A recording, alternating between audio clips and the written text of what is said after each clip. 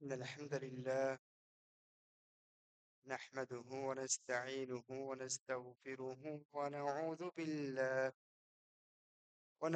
بالله من شرور أنفسنا ومن سيئات أعمالنا. من يهده الله فلا مضل له ومن يضلل فلا هادي له. وأشهد أن لا إله إلا الله وحده لا شريك له. وأشهد أن نبينا محمدا عبده ورسوله. أما بعد، فإن خير الحديث كتاب الله، وخير الهدي هدي محمد صلى الله عليه وسلم، وشر الأمور محدثاتها، وكل محدثة بدعة، وكل بدعة ضلالة، وكل ضلالة في النار. أعوذ بالله من الشيطان الرجيم. يا أيها الذين آمنوا اتقوا الله حق تقاته ولا تموتن إلا وأنتم مسلمون. ولا تركنوا إلى الذين ظلموا فتمسكم النار ما لكم من دون الله من أولياء ثم لا تنصرون। সমস্ত প্রশংসা মহানবুল আলমীর জন্য, যার অশেষ অনুগ্রহ এবং একান্ত তৌফিকে যেখানে ফিলিস্তিনের ভাইয়েরা বোনেরা চরমভাবে নির্যাতিত নিষ্পেষিত, ভয় এবং শঙ্কার মধ্যে প্রতিটা মুহূর্ত কাটাচ্ছেন, সেই মুহূর্তে অন্তত মহানবুল আলমিন আমাদেরকে ভালো রেখেছেন, নিরাপদে রেখেছেন এবং নিরাপদ থেকে সুস্থ থেকে জুমার সালাতে উপস্থিত হওয়ার তৌফিক দিয়েছেন। সেজন্য আল্লাহর শুকরিয়া জ্ঞাপন করছি, আলহামদুলিল্লাহ।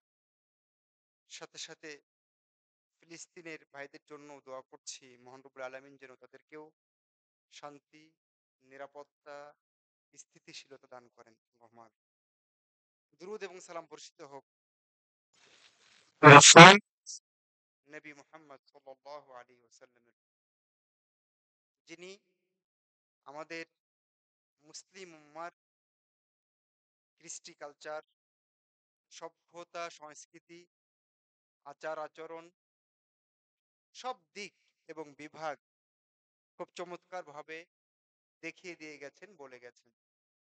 সেই রসুলের উপরে আমরা দুরূদ এবং সালাম আবারও পেশ করছি, সাল্লাল্লাহু আলাইহি ওয়াসাল্লাম। সম্মানিত মুসল্লিবৃন্দ, আপনারা অবগত হয়েছেন অনলাইনের কল্যাণে। আজকে জুমার খুতবার বিষয় হচ্ছে অপসংস্কৃতি থেকে উত্তরণের উপায়।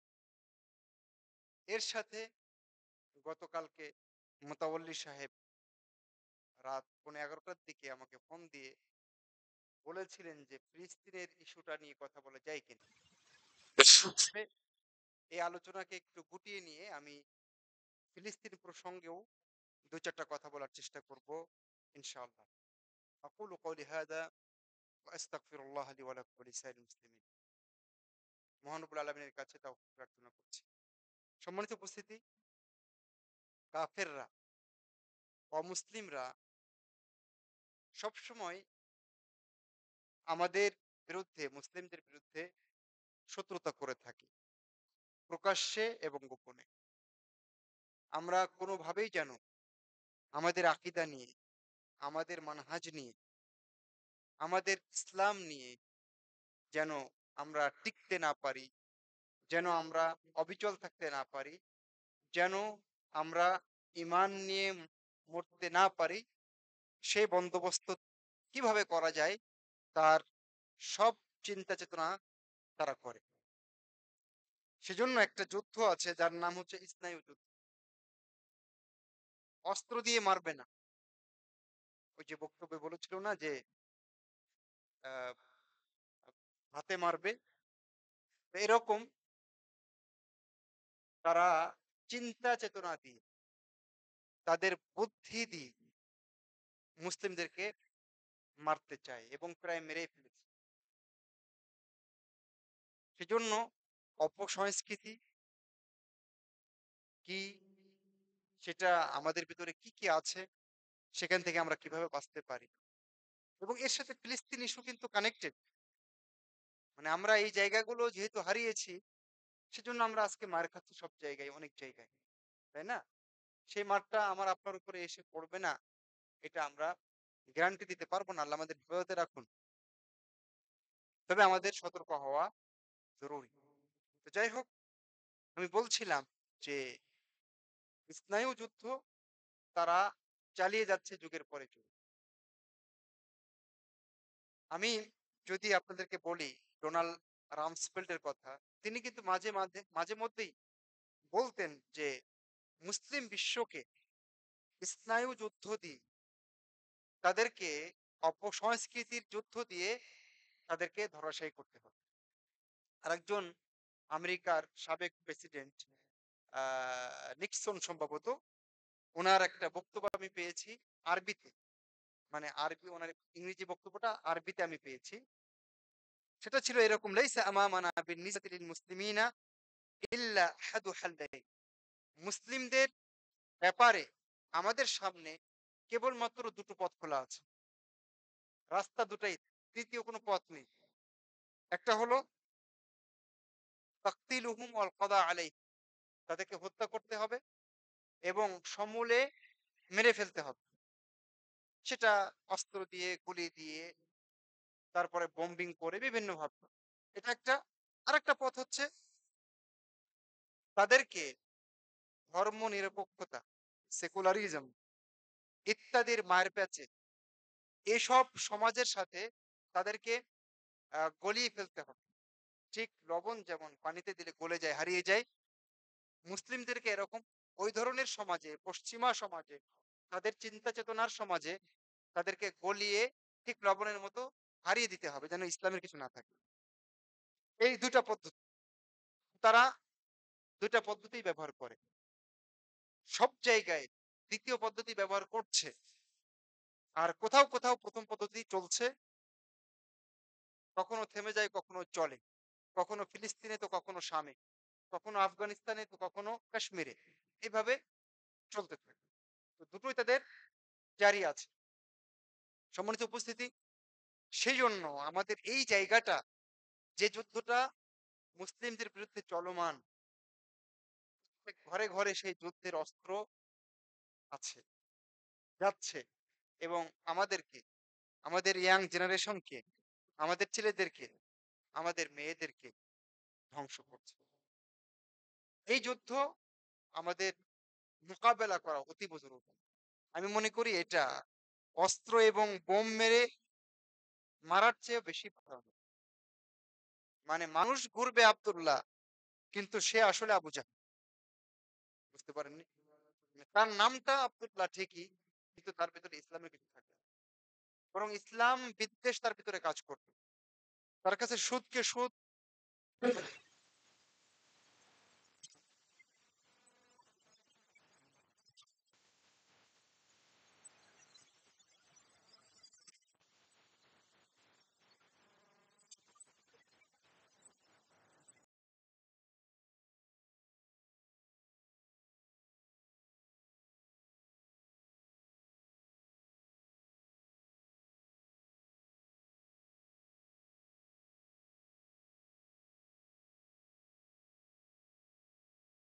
অনুযায়ী চলমান রয়েছে।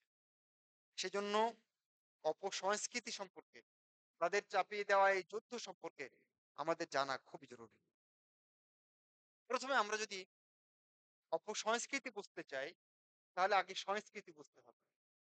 সংস্কৃতি শব্দটা আমরা এর ইংরেজি পাই কালচার। আরবিতে এটাকে বলা হয় সাকাফা।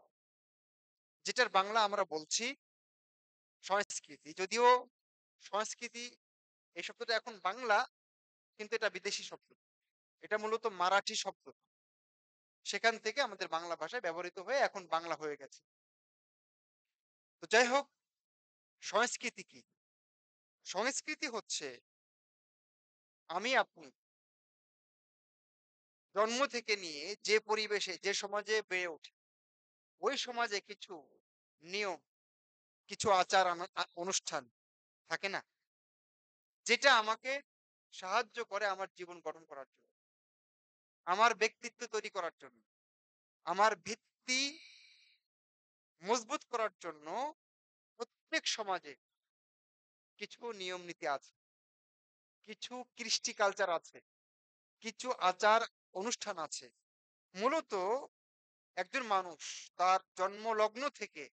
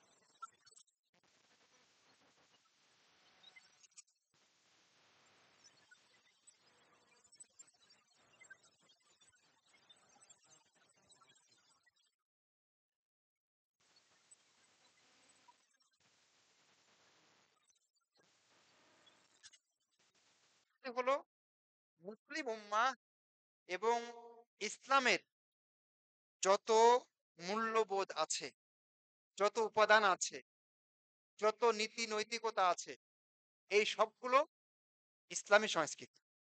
বুঝতে পারেননি? মুসলিমদের কিছু আলাদা মূল্যবোধ আছে, নীতি নৈতিকতা আছে, তাদের বেঁচে থাকার অনেক উপাদান আছে। অনুরূপভাবে ইসলাম অনেক উপাদান এবং মূল্যবোধের কথা বলে। এর সাথে বর্তমান যুগের অনেক চ্যালেঞ্জ আছে। তো এই যে ইসলাম এবং মুসলিমদের মূল্যবোধ, তাদের বেঁচে থাকার উপায় এবং উপকরণ এবং এর সাথে বর্তমান চ্যালেঞ্জগুলো যে বোঝাপড়া, জানা, এটা হচ্ছে ইসলামী সংস্কৃতি। তাহলে আমরা ৩ টে জিনিস এখানে বুঝলাম। একটা হলো সংস্কৃতি, অপসংস্কৃতি এবং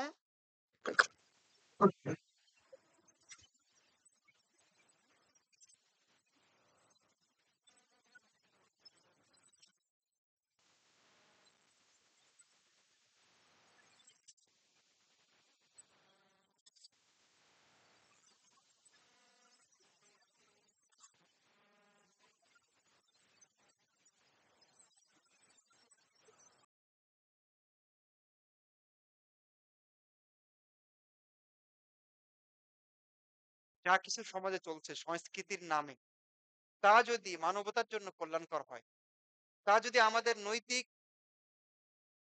দিকটা অনেক উপরের দিকে নিয়ে যায়, তা যদি ইসলামের কোনো বিধানের সাথে, কোনো অবস্থার সাথে, কোনো নির্দেশনার সাথে সাংঘর্ষিক না হয়, তাহলে ইসলাম সেই সংস্কৃতিকে স্বাগত জানায়, সমর্থন করে। তাহলে আমরা বলতে পারি আমাদের সমাজে চলমান যত সংস্কৃতি আছে, তা যদি অপসংস্কৃতি না হয়, ইসলামের সাথে সাংঘর্ষিক না হয়, তাহলে সেটাকে আমরা ইসলাম সমর্থিত সংস্কৃতি হিসাবে চিহ্নিত করতে পারি, অভিহিত করতে পারি। জানি না প্রাথমিক এই আলোচনাটা আপনাদের কাছে স্পষ্ট হলো কিনা। তো আশা করছি ক্লিয়ার হয়েছে। তবে যদি ক্লিয়ার না হয়, আমি আশা করছি পরবর্তী ধাপগুলোতে আমরা যে পয়েন্টগুলো নিয়ে কথা বলবো সেখানে স্পষ্ট হবে ইনশাআল্লাহ। এরপরে আমরা দেখব অপসংস্কৃতি, যে সংস্কৃতিগুলো এসে আমাদের ছেলেদের, আমাদের মেয়েদেরকে নষ্ট করছে। ওদেরকে অবক্ষয়ের সর্বনিম্ন পর্যায়ে নামিয়ে দিচ্ছে। আমাদের সমাজটাকে কলুষিত করছে। আমাদের নৈতিক অবক্ষয় ঘটাচ্ছে। আমাদের ইসলামের বিরুদ্ধে অবস্থান নেওয়ার জন্য সহায়তা করছে যে অপসংস্কৃতি। এগুলো কিভাবে বিস্তৃতি লাভ করে এবং করেছে এবং করছে, সেটা আমরা একটু দেখার চেষ্টা করব। কি কারণে এগুলো ছড়িয়ে পড়ছে? আমি যদি কারণ কয়েকটা আপনাদেরকে বলি, তার মূল কারণ একটা আসবে মিডিয়া। যুগ যুগ ধরে স্যাটেলাইট নির্ভর টিভি চ্যানেলগুলো নাটকের মাধ্যমে, সিনেমার মাধ্যমে, অভিনয়ের মাধ্যমে, তাদের সংবাদ পাঠের মাধ্যমে অপসংস্কৃতি ঢুকিয়ে দিচ্ছে। আপনারা সম্প্রতি দেখেছেন প্রথম আলোতে ঈদ ঈদ ঈদ সম্পর্কে তারা একটা ছবি ছেপেছে, কার্টুন টাইপের, সেখানে কুকুরের ছবি আছে। আপনারা দেখতে পেয়েছেন আমাদের বই পুস্তকগুলোতে বেপর্দা নারীর ছবি থাকে। এগুলো কিন্তু এমনি না। এগুলো সবই অপসংস্কৃতি ঢোকানোর মাধ্যম। যখন টিভিতে আমার ছেলেটা, আমার মেয়েটা নাটক দেখে, সিনেমা দেখে এবং শর্ট পোশাক দেখে, অর্ধনগ্ন মেয়ে দেখে, অর্ধনগ্ন বা টাইট ফিট পোশাক পরা মেয়েকে দেখে, যখন ছেলে এবং মেয়ের অবাধে মিলামেশা দেখে, প্রেম প্রীতি দেখে, তখন এইটা ভিতরে কাজ করে, প্রভাব ফেলে। তাহলে স্যাটেলাইট নির্ভর যত চ্যানেল আছে এবং যুগ যুগ ধরে চলছে টিভি চ্যানেল, দেশি এবং বিদেশি, সেগুলো এই অপসংস্কৃতি ঢোকাবার জন্য একটা মুখ্য ভূমিকা পালন করে আসছে, এখনো করছে। আমরা অনেক সময়, মনে হয় কয়েক বছর আগে হবে, আমরা অনেক সময় পাখির ড্রেস বাজারে দেখতাম, তাই না? তার মানে আমার মেয়েটা কেন ওই পোশাক নেওয়ার জন্য উদ্বুদ্ধ হলো? নিশ্চয়ই এই মিডিয়ার কারণে, তাই না? অনুরূপভাবে বর্তমানে এই মিডিয়া কিন্তু আরো বেশি মারাত্মক। কারণ আগে টিভি সব বাসায় ছিল না। সব জায়গায় ডিশ অ্যান্টেনা ছিল না। তাই না? কিন্তু এখন এই মিডিয়া ইন্টারনেট নির্ভর হওয়ার কারণে প্রত্যেকের ঘরে, ঘরে ঢুকে গেছে। আমি ঘরে, ঘরে বলি না। আমি বলি প্রত্যেকের বেডে ঢুকে গেছে। প্রত্যেকের কম্বলের তলে ঢুকে গেছে। প্রত্যেকের পড়ার টেবিলে ঢুকে গেছে। তাই না? আজকে Facebook, YouTube সহ যত সোশ্যাল মিডিয়া আছে সেগুলোর মাধ্যমে এ সমস্ত অপসংস্কৃতি খুব মহামারী আকারে আমাদের ছেলেদেরকে, আমাদের মেয়েদেরকে আক্রান্ত করছে। এটা একটা মৌলিক কারণ। আরেকটা কারণ হচ্ছে আমাদের শিক্ষা ব্যবস্থা। আমাদের শিক্ষা ব্যবস্থায় আমি একটু আগে বললাম ছবি দিয়ে বিগত আমরা অনেক বছর দেখলাম যে আমাদের বইয়ে নাচ শেখাবার ব্যবস্থা ছিল। তাই না? সেখানে হারমোনিয়ামের ছবি, তারপরে দোতারা, সেতারা ইত্যাদির ছবি, একতারার ছবি এগুলো কিন্তু ছিল। নগ্ন বা বেপর্দা নারীর ছবি ছিল। তাই না? এবং ছেলে-মেয়ের অবাধ যে মেশা এবং সহশিক্ষা এগুলো আমাদের শিক্ষা ব্যবস্থায় কিন্তু ছিল এবং এখনো কিছু, কিছু আছে।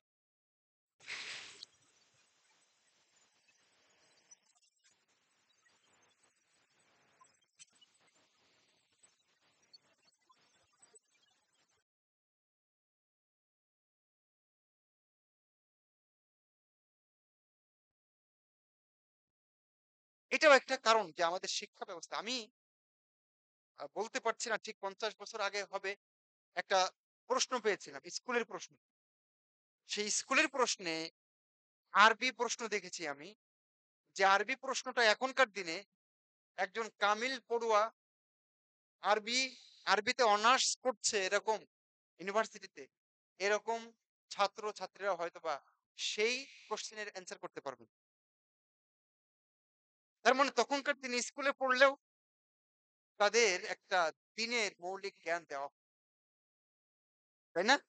তো শিক্ষা ব্যবস্থার মাধ্যমে আমাদের অপসংস্কৃতি ঢুকিয়ে দেওয়া হচ্ছে। একদিকে ইসলামের কোনো মূল্যবোধ, আদব, শিষ্টাচার, আখলাক এগুলো ওখানে রাখা হবে না।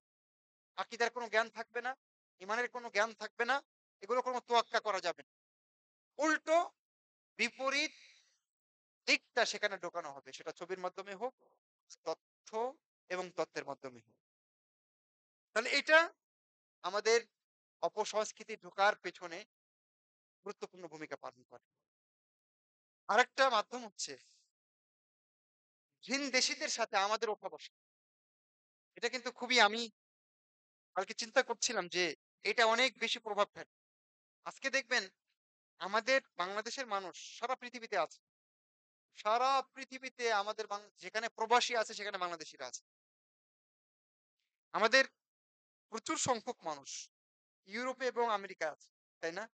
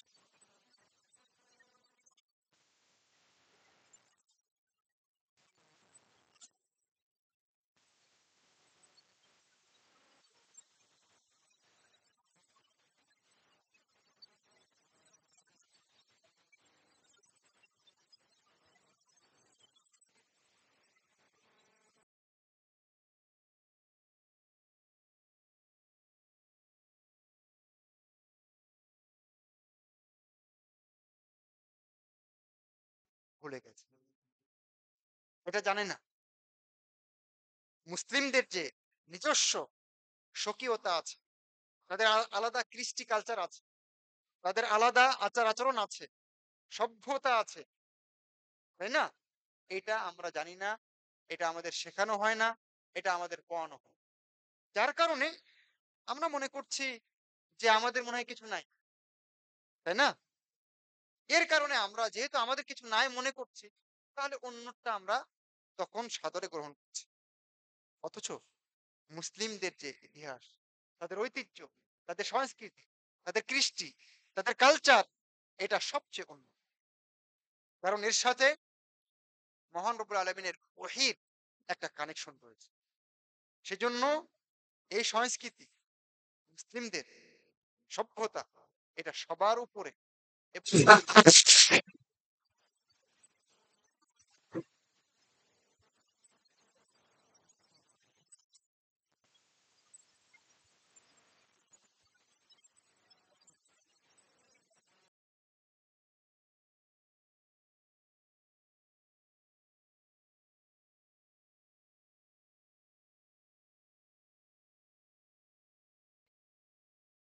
পয়সায়, সামরিক শক্তিতে, তাই না?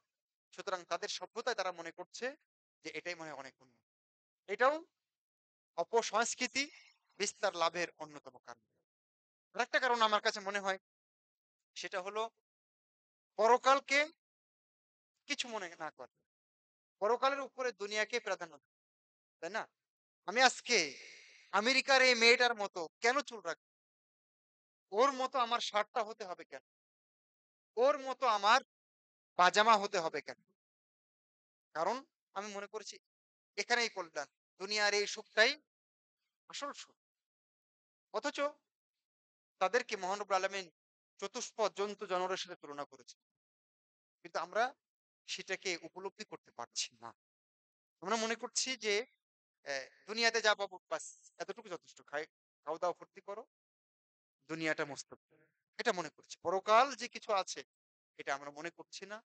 যার কারণে আমরা অপসংস্কৃতির যে জাল সারা বিশ্বে আছে, সেই জালে খুব সহজে আটকে যাচ্ছি। সম্মানিত উপস্থিতি, আমরা এখন অপসংস্কৃতির কিছু নমুনা দেখার চেষ্টা করি। আপনি অপসংস্কৃতি দেখতে হলে আপনার সমাজে তাকান, আপনার আশেপাশের শহরে তাকান, অপসংস্কৃতির হাজার হাজার নমুনা দেখতে পাবেন। আমি আপনাদের সামনে কয়েকটা নমুনা পেশ করার চেষ্টা করছি।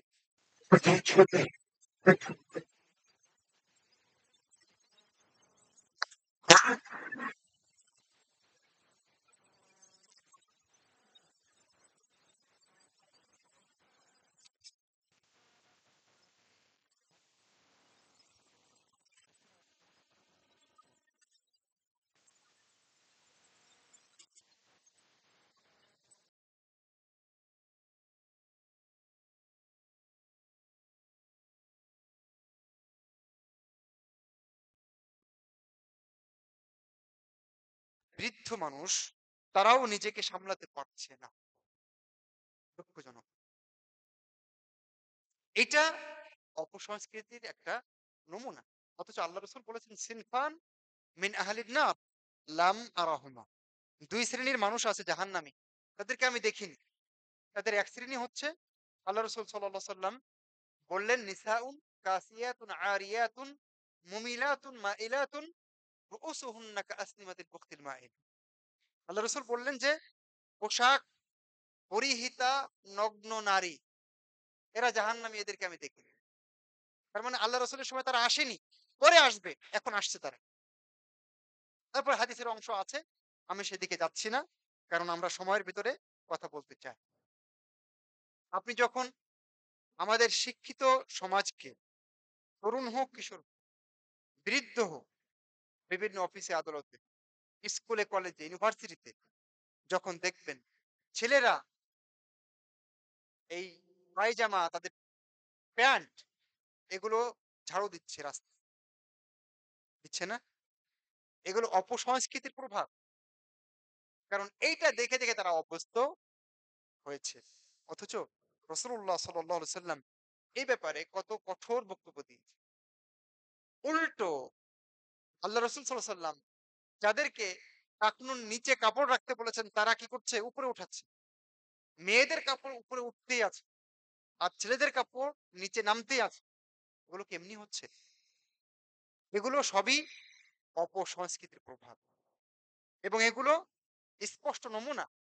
অথচ আমার রাসূল সাল্লাল্লাহু আলাইহি ওয়াসাল্লাম বলেছেন, "মা আসফালা মিনাল কা'বাইনি মিনাল ইজার ফাফিন নার।" বুখারীর বর্ণনা যে টাকনুর নিচে যে কাপড়ের যে অংশ গেছে এটা হলো জাহান্নামে যাবে। অন্যান্য হাদিসে রাসূলুল্লাহ সাল্লাল্লাহু আরো শক্ত বক্তব্য দিয়েছেন।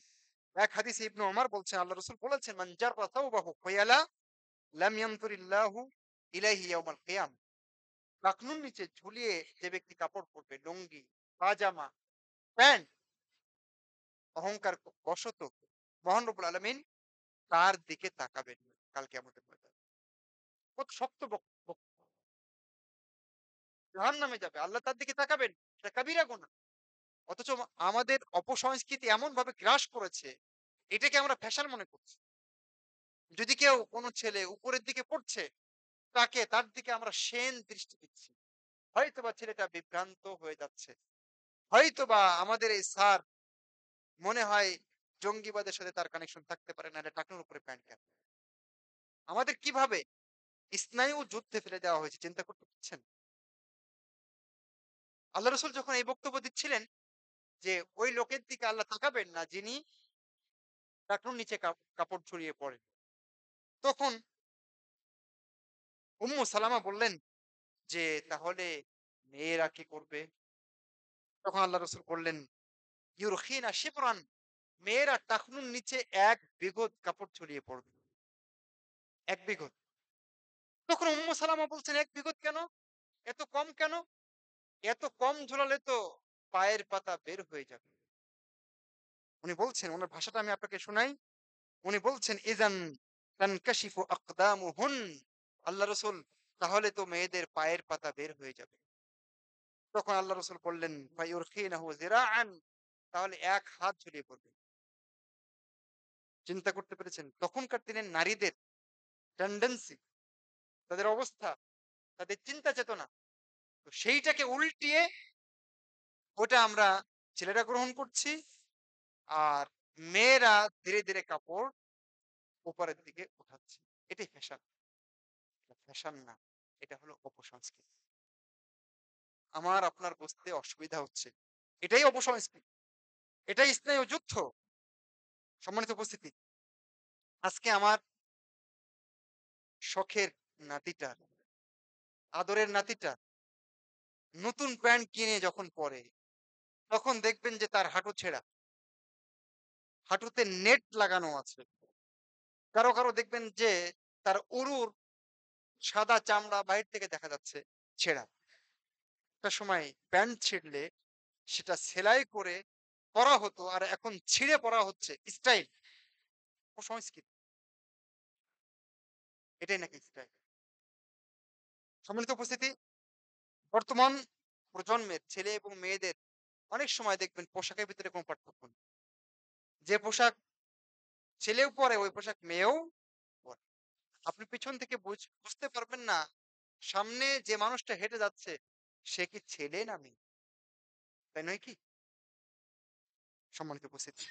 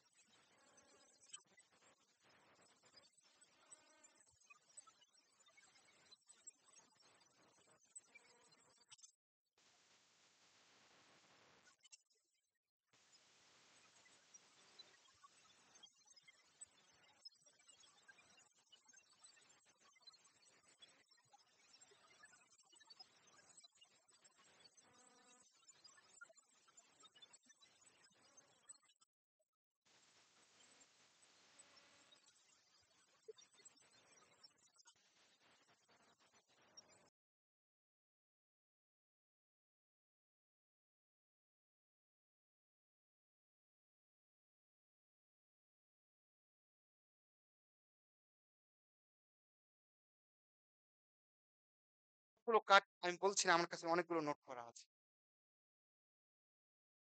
মেয়েরা তারাও বিভিন্ন কাট দিচ্ছে। মেয়েদের বব কাট আছে, এ লাইন বব কাট আছে, ওদের শোল্ডার লেংথ বব কাট আছে, চিন লেংথ বব কাট আছে, রেচেল কাট আছে, বাজ কাট আছে, পিকচি হেয়ার স্টাইল ইত্যাদি কত কাট। এই কাট আপনাদেরকে বলে দিচ্ছে যে কিভাবে আমাদের ছেলেদেরকে, কিভাবে আমাদের মেয়েদেরকে আজকে অপসংস্কৃতি গ্রাস করে ফেলেছে। অথচ নবী সাল্লাল্লাহু আলাইহি সাল্লাম কি বলেছেন? চুল যদি বড় রাখতে হয়, বড় রাখতে হবে। যদি ছোট রাখতে হয়, ছোট রাখতে হবে কিন্তু এক সমান রাখতে হবে। রাসূলুল্লাহ সাল্লাল্লাহু আলাইহি ওয়াসাল্লাম বললেন, ইবনে ওমর বলছেন, নাহা রাসূলুল্লাহ সাল্লাম আনিল কাযা। আল্লাহ রাসূল কাযা করতে নিষেধ করেছেন। সাহাবায়ে কেরাম বললেন, রাবী বলছেন আমি নাফেকে বললাম, ওমাল কাযা, কাযা কি? আল্লাহ রাসূল যে কাযা করতে নিষেধ করলেন, এ কাযা কি? তখন ইবনে ওমর বলছেন, ইহলাকু বা'দু রা'সি সবি ওয়া ইউতরাকু বা'দ। বুখারী এবং মুসলিমের হাদিস। চুল এক জায়গায় কাটা হবে, আরেক জায়গায় কাটা হবে না। আছে না? দেখবেন এখানে সাদা, আর এখানে ইয়া বড় চুল। আছে কি নাই? নেইমার কাটিং, মেসি কাটিং, কত কাটিং। এটা আল্লাহ রাসূল সরাসরি নিষেধ করেছেন। অথচ এটাই এখন আমাদের ছেলেদের সংস্কৃতিতে পরিণত হচ্ছে। এই অপসংস্কৃতি, এই ইসলাম পরিপন্থী সংস্কৃতি, এটা আজকে আমাদের উপরে এত শক্তভাবে ভর করেছে। রাসূলুল্লাহ সাল্লাল্লাহু আলাইহি ওয়াসাল্লাম একটা বাচ্চাকে দেখলেন, তার মাথার চুল কোথাও কাটা আছে আর কোথাও কাটা নাই। তখন আল্লাহ রাসূল বললেন, "এর এই অবস্থা কেন?"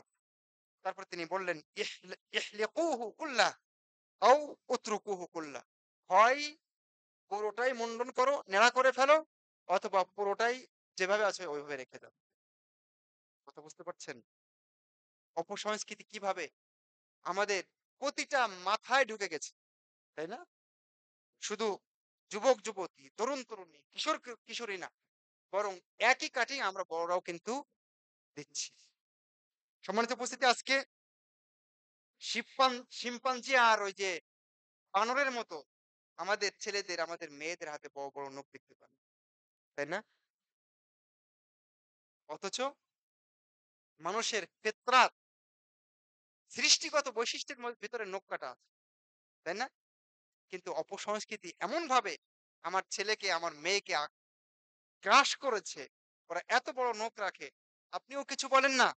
ওরও অনুভূতিতে আঘাত লাগে না যে আসলে আমি কি বানর না মানুষ? আমি কি আসলে শিম্পাঞ্জি না অন্য কিছু?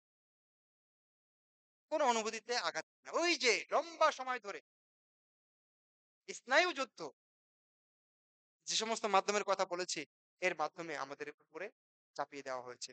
সম্মানিত উপস্থিতি, এরপরে দেখবেন কিছু ছেলেরা এখন এত স্টাইল যে ওদের মানে ওদের তো উপরে পড়তে হবে, টাকনুর উপরে, এটা এটা ঠিক। কিন্তু হাঁটুর উপরে তো না। কিন্তু এখন দেখবেন দামড়া, দামড়া ছেলেপেলে এরা একদম অর্ধ উরু পর্যন্ত তারা প্যান্ট পরে দিব্যি বাজারে ঘুরে বেড়াচ্ছে। দুঃখের বিষয়, আমি আজকে গাউসিয়া থেকে কাশপুর সিলেটের একটা গাড়িতে আমি উঠেছি।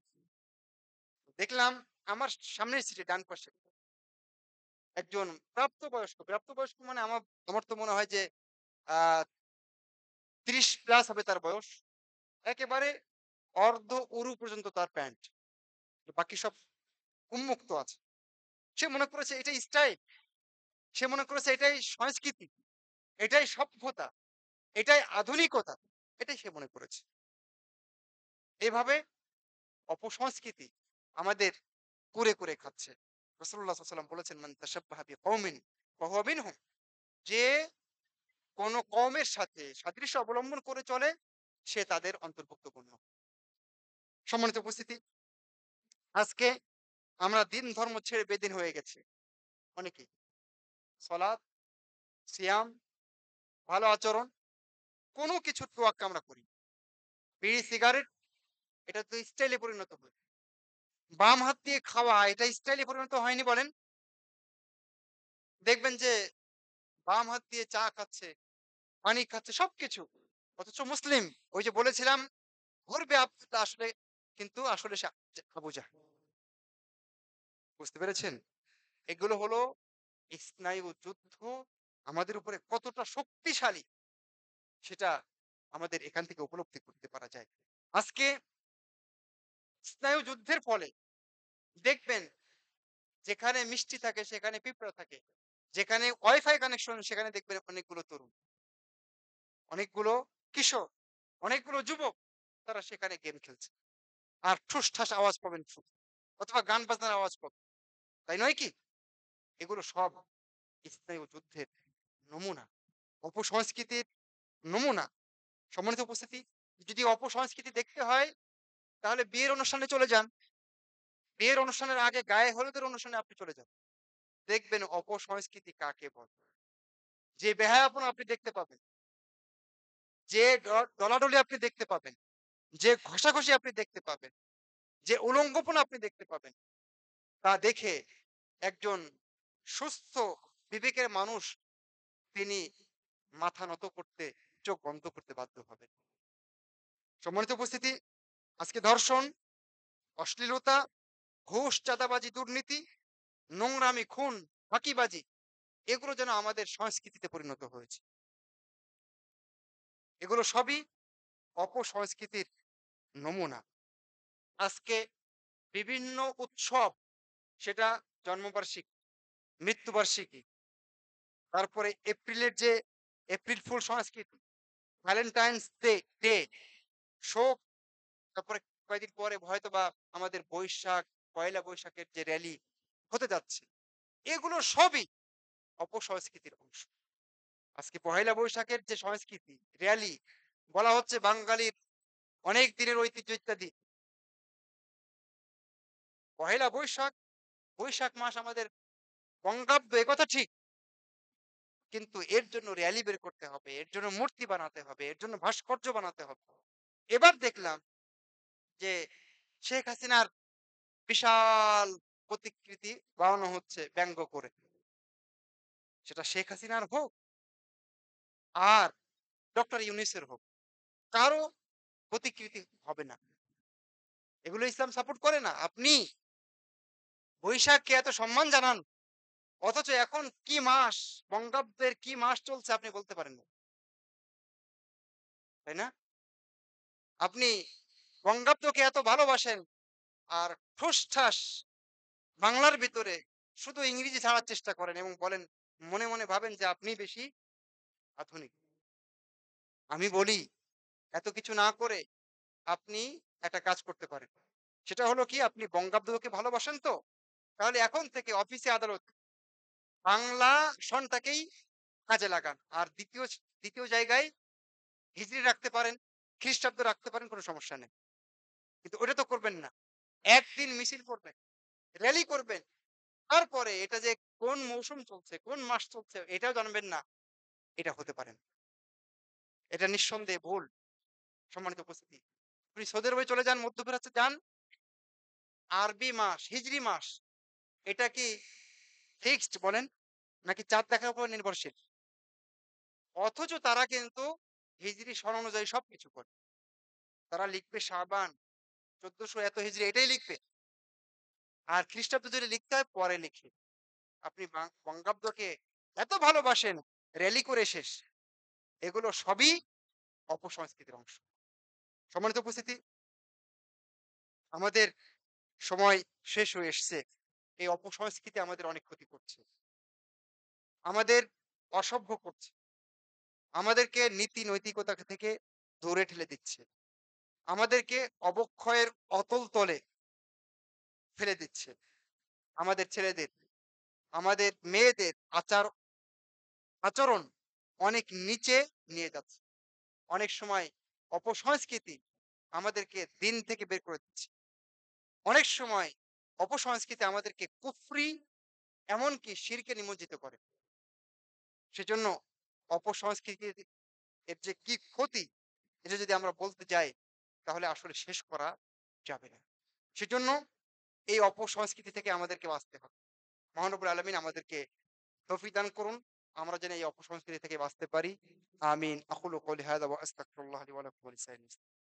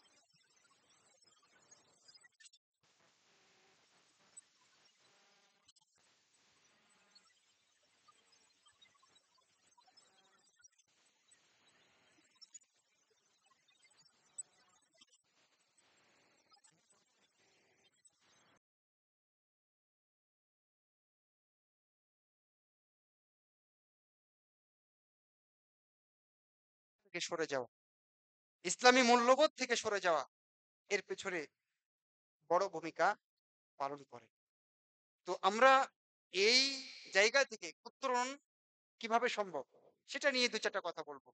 সম্মানিত উপস্থিতি, এখান থেকে বাঁচতে হলে আমাদেরকে যে কাজ করতে হবে, তার ভিতরে একটা হচ্ছে যে ইসলামী সংস্কৃতি, মূল্যবোধ, নীতি, নৈতিকতা, কৃষ্টি কালচার, সভ্যতা, আচার-আচরণ এটা যে উন্নত এটা আমাদেরকে জানতে হবে এবং এটার মাধ্যমে আমাকে আপনাকে গর্ববোধ করতে হবে। ঠিক আছে? ও যেমন টাকনুর নিচে কাপড় পরে গর্ববোধ করে, আধুনিকতা দেখায়।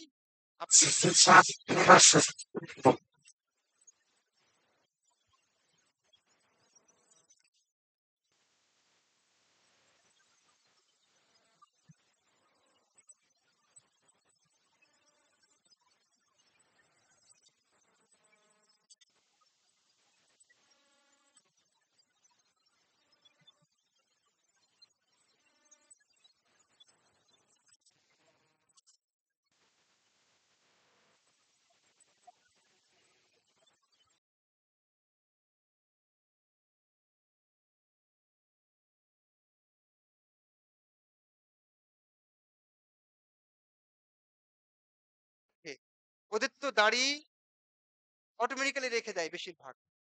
২-১ জনকে হয়তোবা বলা লাগে। কেন?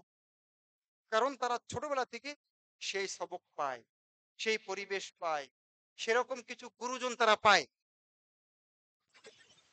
তাহলে আমাদের ছেলেদেরকে, আমাদের মেয়েদেরকে ছোটবেলা থেকে সেই শিক্ষায় শিক্ষিত করতে হবে। সেই দীক্ষায় দীক্ষিত করতে হবে। সেই পরিবারে তাদেরকে রাখতে হবে। সেই পরিবেশে তাদেরকে রাখতে হবে। বলবেন, "পরিবেশ তো খারাপ, তাহলে আমি কি করব?" আমি বলি, "আপনি ঠিক হন। প্রত্যেকে নিজের জায়গা থেকে ঠিক হন, তাহলে তো সমাজ এমনি ঠিক হয়ে যাবে।"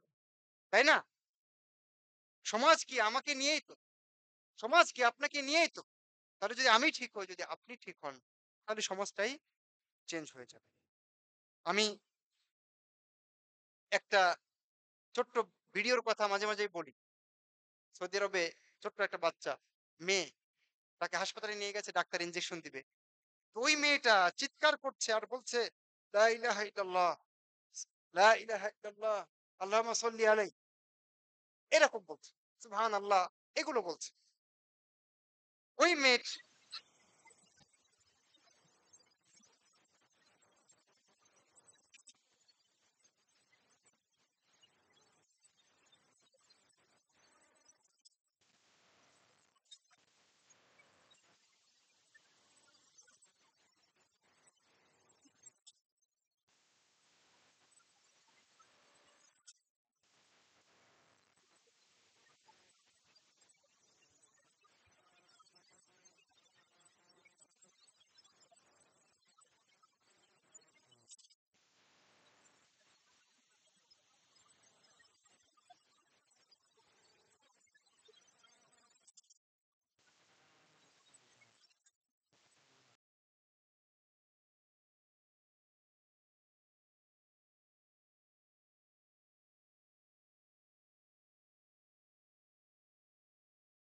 তারপর থেকে ওই ছেলেটা খাচ্ছেই না।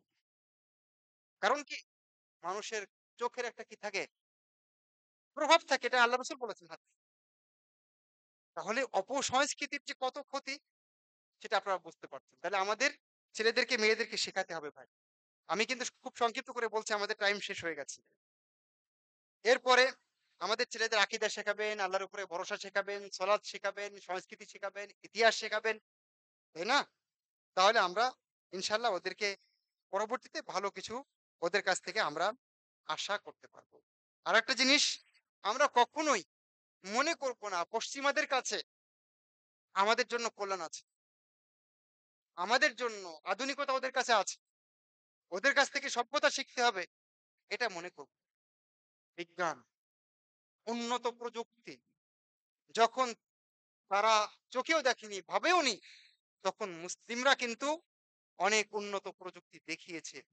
তারা স্যানিটারি ল্যাট্রিন তারা ব্যবহার করেছে সেই কত যুগ আগে, কত শত বছর আগে। এই ইতিহাস মুসলিমদের পুরনো। তারা রসায়নে, তারা গণিতে অনেক দূর এগিয়েছে না?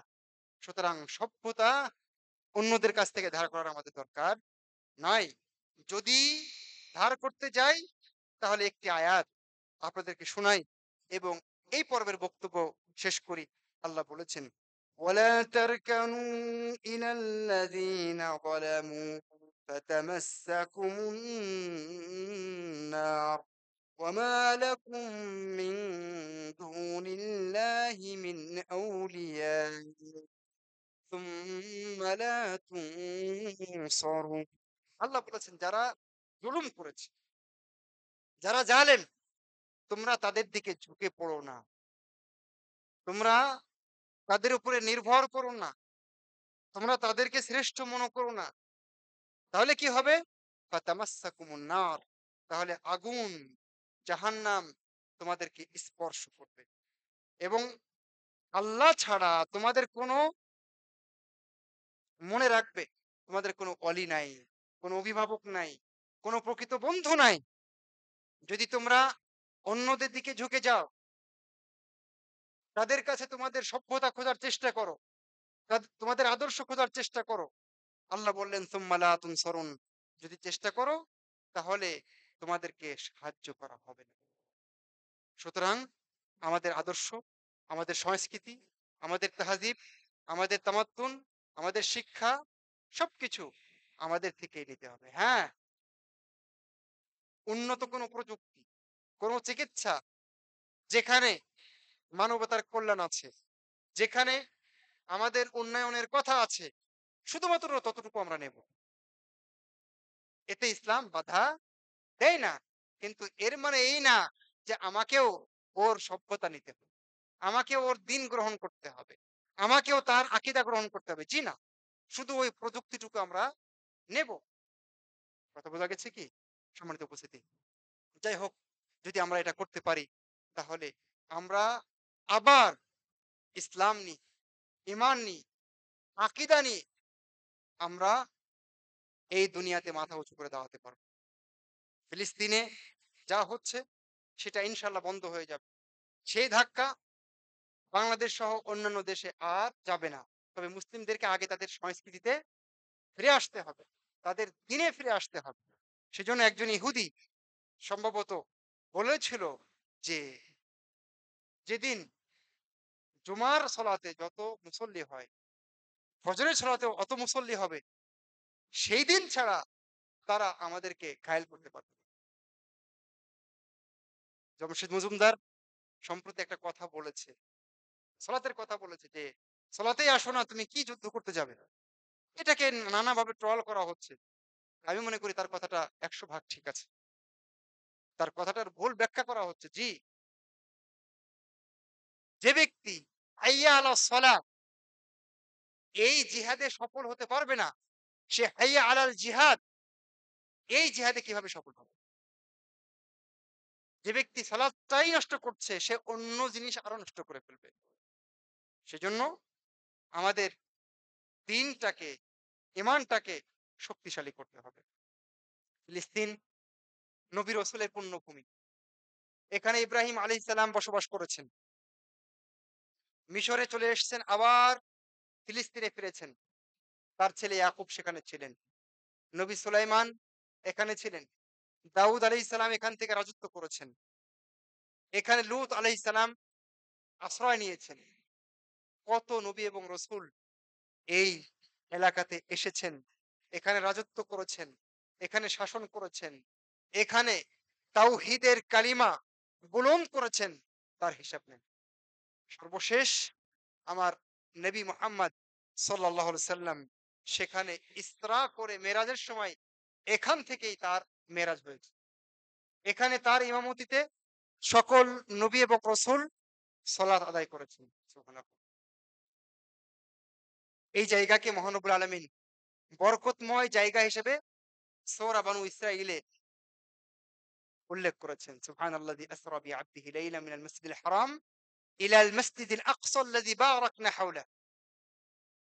বরকত এখানে মহানবুল আলামিন ঢেলে দিয়েছেন। যুগ যুগ ধরে, শত শত বছর ধরে এই ভূখণ্ড মুসলিমদের। আজকে যারা মূসা আলাইহিস সালামের অনুসারী হওয়ার দাবি করে, তারা জেনে রাখুক মূসা আলাইহিস সালাম মুসলিম ছিলেন। তিনি মুসলিমদের নবী। যদি তাকে কেউ মেনে চলে, তাকে কেউ শ্রদ্ধা করে প্রকৃতপক্ষে, তাহলে আমরাই করি, ইহুদিরা করে না। আজকে ঈসা আলাইহিস সালামের কথা বলি, তাকে যদি প্রকৃতপক্ষে তার সম্মান কেউ দিয়ে থাকে, তাহলে খ্রিস্টানরা নয়, সেই সম্মান মুসলিমরাই দিবে। সুতরাং তারা মুসলিমদের নবী। তারা সবাই মুসলিম ছিলেন। তারা সবাই একনিষ্ঠ মুসলিম ছিলেন। সুতরাং ফিলিস্তিন এটা মুসলিমদেরই ভূখণ্ড। এখানে অন্য কারো অধিকার নাই। কিন্তু আই ওয়াশ করে মিডিয়া এমনভাবে প্রচার করছে যে এখানে ওদের হাত আছে, ওদের অধিকার আছে। সম্মানিত উপস্থিতি, যাই হোক, ফিলিস্তিনের ইতিহাস রক্তমাখা ইতিহাস। এখানে কত লক্ষ মানুষ যে ক্ষমতার পালাবদলে নবী রাসূলের যুগ থেকেই এখানে জীবন দিয়েছে। এক সাগর রক্ত ফিলিস্তিনকে নিয়ে, জেরুজালেমকে নিয়ে, ওরসালিমকে নিয়ে, ইলিয়াকে নিয়ে, বাইতুল মাকদেসকে নিয়ে কত রক্ত যে ঝরেছে, কত প্রাণ যে ঝরেছে, তার কোনো হিসাব নেই। এটা এমন পুণ্যভূমি যেখানে বাইতুল মাকদেস আছে, যে বাইতুল মাকদেস মুসলিমদের প্রথম কিবলা, যে বাইতুল মাকদেস পৃথিবীর ইতিহাসে কাবার পরে দ্বিতীয় মসজিদ, দ্বিতীয় ভবন স্থাপনা। সুতরাং এটা পুরোপুরি মুসলিমদের অধিকারে। কিন্তু বিভিন্ন সময় হাত বদল হয়েছে। ইহুদিরা, খ্রিস্টানরা এটাকে জবরদখল করার চেষ্টা করেছে, এখনো যেটা করছে। সম্মানিত উপস্থিতি, আমি সেই ইতিহাসের দিকে আপনাদেরকে নিতে চাই না, বরং আমি এই প্রসঙ্গ টেনে বলতে চাই যে আমরা আসুন সংস্কৃতিতে ফিরে আসার চেষ্টা করি, আমাদের সভ্যতায় ফিরে আসার চেষ্টা করি, আমরা আমাদের দিনকে নিয়ে প্রাউড ফিল করার চেষ্টা করি, গর্ববোধ করার চেষ্টা করি, আমাদের ইমান এবং আকীদাকে হাইলাইট করার চেষ্টা করি, তাই না? আমার বর্তমান সরকারের প্রধান উপদেষ্টার একটা জিনিস খুব ভালো লাগছে, যে উনি, আমি দেখেছি এমনকি চায়নাতে গিয়েও সম্ভবত দেখলাম যে উনি চায়নাতে গিয়ে না তার আগে একটা প্রোগ্রাম হলো, সেখানে সালাম দিয়েছেন আমি দেখি। মানে উনি যে মুসলিম সেটাকে তিনি ভুলছেন না, বা এটাকে হাইলাইট করতে উনি লজ্জাবোধ করছেন না।